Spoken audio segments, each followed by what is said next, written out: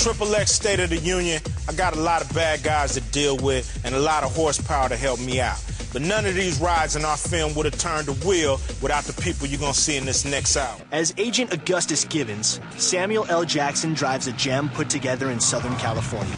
A lot of chrome touches are going on this car, like molded headlight covers.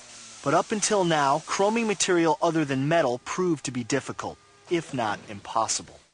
Enter the Alsa Corporation, magicians who can chrome anything.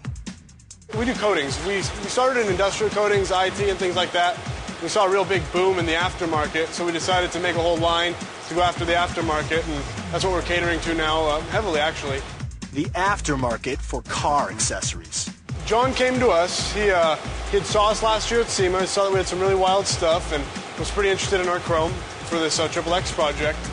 Starts off here, goes here, gets all nice sanded clean, no imperfections, just a beautiful piece, based, chromed, and cleared. So after a fluid known as the activator is applied, it's ready for a shot of distilled water. Then, it's chrome time. And that is something of a wonder to behold. The piece then needs to be dried right away. And once that's done, it's chromed. You can do anything.